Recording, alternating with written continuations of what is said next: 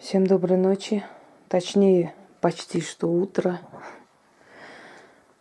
Итак, продолжаем дарить ритуалы простым людям и практикам.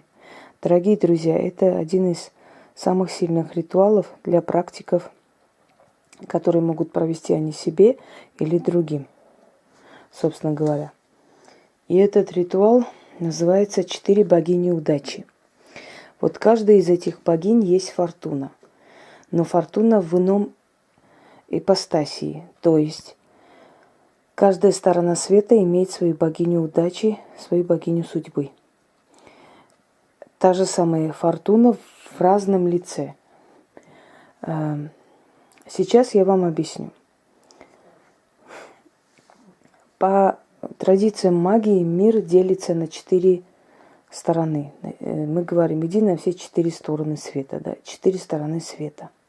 Кроме того, 4 измерения света. Вверх, вниз, преисподня и царствие более таких высших иерархов. Хотя я всегда говорю, что нету темной силы, нету белой силы, все силы одинаковы. Они могут делать как добро, так и зло. Собственно говоря, сейчас я объясню, для чего этот ритуал. Этот ритуал практик может провести человеку, который хочет большой удачи. Если у вас будут статуэтки всех богинь, конечно, ритуал получится намного лучше. Если их нет, приобретите только эти предметы, и уже достаточно для ритуала. Практик может провести для себя один раз, вот так открыв торжественно, скажем так, алтарь.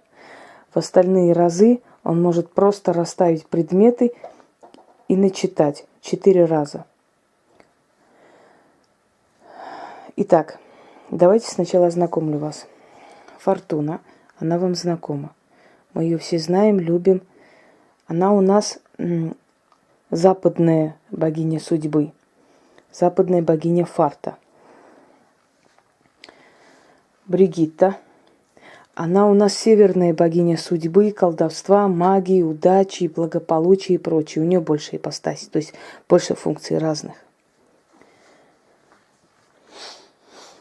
Лакшми, индуистская богиня и в том числе богиня юга. Ее называют южная фортуна.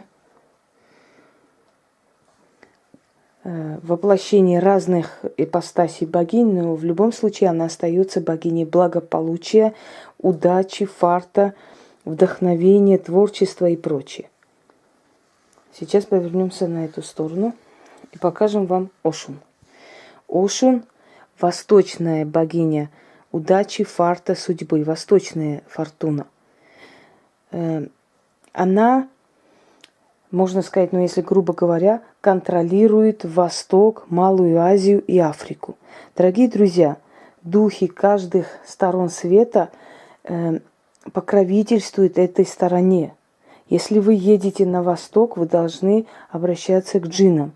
Вы должны их угощать, вы должны задобрить их, чтобы обращаться к ним. Если вы едете на север, вы должны обращаться к северным сущностям. Поморы есть и божества, есть сущности, их еще называют феи, еще называют их, как они там еще называли, я уже не помню, потом как-нибудь вам скажу. То есть мы, может, для вас это покажется сказочным, но сказки сочинены на основе вот именно скандинавских эпосов и скандинавских этносов, мифологии. Когда показывали скандинавских колдунов, как они поклоняются эльфам, да, вот эльфы, феи, люди думали, что они какие-то сказки там напридумывали или к сказкам обращать. На самом деле сказки как раз и взяты из настоящей магии. Поэтому, если вы едете на север, значит, вы должны благодарить, вы должны задобрить силы те. Причем скандинавы настолько сильно верят в это все, что до сих пор, даже невзирая на то, что они как бы по вере христиане, они обращаются к этим силам, к эльфам, к определенным силам трав, моря, камней и прочее. Это про северную богиню. Если вы едете на запад, вы должны задобрить духи западной стороны. Это в основном культ предков, в основном тотемизм, то есть поклонение животным, поклонение силам природы, почитание их за своих предков и прочее. Если вы едете в Азию, в азиатские страны, неважно, это Дальний Восток или Азия, вы должны там благодарить и задабривать духов Азии, демонов азиатского пантеона. Если вы едете в Африку, вы должны задобрить духа Вуду. То есть вы с ними должны работать. Иногда Вуду работает, скажем, на Востоке лучше и на Кавказе лучше, чем, скажем, в России. Потому что когда в России каждый второй вудуист, извиняюсь за выражение, мне смешно. Эти силы не так уж и поддаются. Они в основном поддаются людям с восточной кровью, с кавказской кровью. Потому что, как ни крути, но Кавказ и Восток и Малая Азия все-таки ближе, чем Север, чем Новосибирск, чем Новочеркасск и прочее. Согласны со мной? Поэтому почва, она близка. И генетика близка, и кровь близка. Поэтому она работает у таких людей сильнее. Когда показывают, что негр практикует чернокнижие русское, мне смешно, потому что у него навряд ли это получится. Он генетически не расположен к этой земле. Почему у меня получается и русское колдовство? Объясню, потому что я с малых лет в России живу. Я живу в России почти с 13 лет. Ну, чуть больше, 13-14, вот где-то так. Понимаете, я уже свыклась с этой землей. Кроме того, я знаю законы магии, я знаю, как задобрить, как на свою сторону их переманить. Но не все это знают. Итак, символы. Символы фортуны. Монета. Желательно, чтобы она была серебряная. Если нету, можно медную монету, но побольше, необычную монету. Есть в банках монеты серебра, можно купить. Вот здесь Елизавета. Это серебряная монета.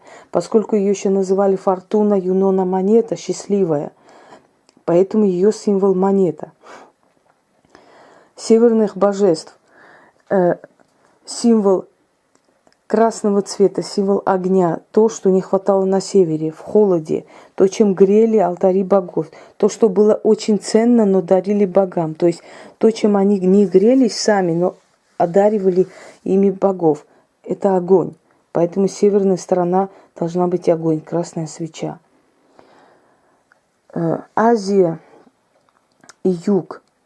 Она славилась напитками, она славилась определенной кулинарией, она славилась необычными кушаниями и прочее, естественно, амброзией, естественно, шербет и прочее. Это виноградный сок. Купите хороший виноградный сок. Есть такая марка, называется «Золотая Русь».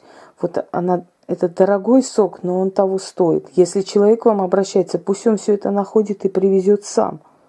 Если статуэтки найдет, будет вообще великое счастье. Если нет, я уже объяснила, как сделать. Африка. Страна жаркая, страна пахучих трав, необычных цветов, шаманизма и прочее. Благовоние должно быть возле Ошун. Итак, мы должны читать возле каждой богини один раз. После свечу надо погасить, виноградный сок выпить, оставить тлеть благовоние и монету хранить у себя. Каждый раз, когда вы будете проводить, ту же монету ложите сюда, находите эти же все, значит, продукты и ингредиенты и прочее. Есть у вас статуэтки 4 богинь удачи? Прекрасно. Нету, значит, располагайте просто на красной ткани. Этого хватит на некоторое время, очень сильно хватит. Даже сильному человеку хватит. Но нету, значит, располагайте эти предметы точно так же, вот как здесь. Постарайтесь, чтобы было правильно, чтобы у вас получилось. 4 раза на каждой стороне стола, на каждом углу. Вот здесь угла нету, правда, стол круглый. И хорошо, неважно. На каждой стороне предмета читаем по одному разу. Оставляем тлеть, значит, это гасим пальцами, монету отдаем человеку, если он пришел, пусть он ложит куда-нибудь в какой-нибудь мешочек и носит с собой. В сумке, в барсетке, неважно, он должен его носить с собой, потому что это благословление богинь. Это он выпивает, потому что он должен внутрь себя принять ту зарядку, поскольку эти силы заряжают все, что рядом с ними находится. Итак, сначала прочитаем возле Лакшми. Итак, пойдем по кругу.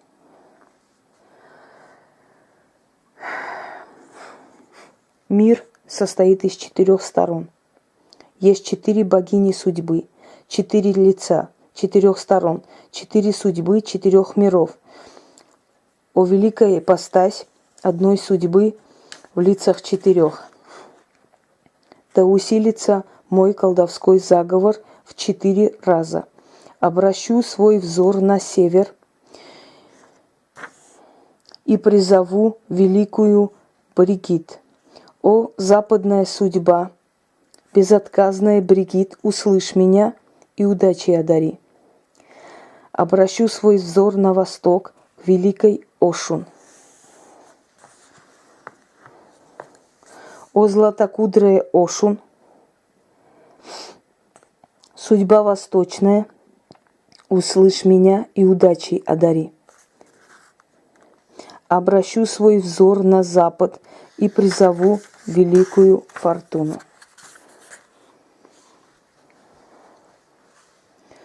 О щедрая Фортуна, западная судьба, услышь меня и удачи одари. Обращу свой взор на юг и призову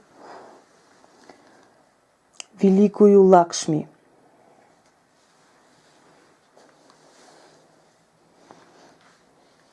Показываю вам их.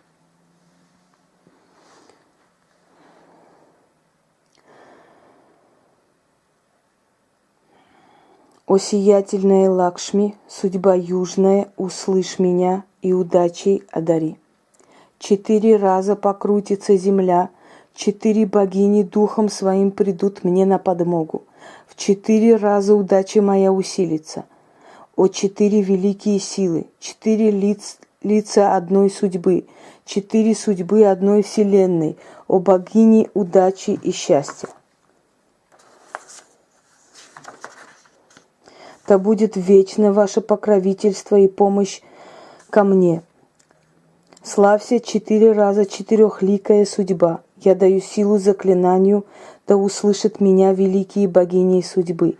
Да одарят они меня, да наполнят мои сундуки добром, и стол явствами, и жизнь везением.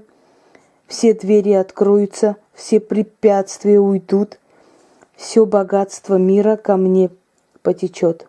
4 раза 4-ликая сила 4 богинь с 4 сторон света, услышь меня.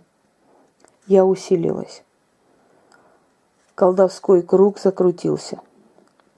Инга стала богатой, удачливой, фартовой. Отныне только удача мой спутник. Богини-свидетели мои, матери мои, покровители мои, они меня одарили. Славьтесь, великие богини, по вашему приказу я все получаю. Заклято. Это нужно читать 4 раза. Но я прочту 1 раз, поскольку не стоит сейчас читать, я для себя отдельно делала уже. Итак, берем и выпиваем весь сок.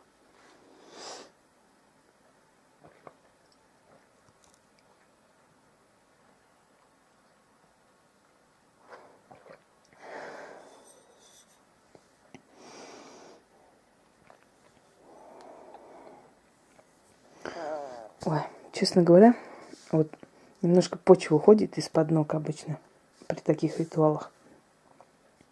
Далее тушим свет пальцами. Берем монету и говорим: беру монету себе на удачу. Благодарю богинь. Славьтесь, славьтесь, славьтесь, славьтесь. 4 раза. Оставляем догореть, когда это все потухнет, алтарь можно убирать. Если вы будете проводить для человека, то монету берет он в руки, и он говорит эти слова, может за вами повторить. А что потом будет в его жизни и судьбе, вы увидите сами. Хотите помочь человеку сразу резко встать на ноги, проведите этот ритуал. Один раз достаточно, чтобы вы ему помогли вырваться из ямы долгов и прочее, и прочее. Потому что вы открываете практически все порталы удачи с 4 сторон света. Это все богини, которым поклонялись десятки тысяч лет. У них настолько великая сила. Вот когда говорят эгрегоры, дорогие друзья, вот они эгрегоры. У них такая сила и такой эгрегор, что если вы увидели, что мы начали обновлять ритуалы фортуны за 3 месяца где-то с чем-то, как мы начали, да, вспоминать и делать обращение к фортуне, за несколько месяцев сколько сотен тысяч человек получило желаемое и писали нам, сколько и благодарили, и сколько людей вылезло из ямы, жизненной ямы, из своего состояния, безысходности и прочее. Это говорит о том, что никакой эгрегор, созданный в современном мире, под названием религия ли, секта ли, не знаю что, не может сравниться с тем, что было у древних богов. Вот почему я поклоняюсь древним богам и благодарю. И я вам еще раз скажу, молитва может быть и не услышана, а вот заговор всегда получается.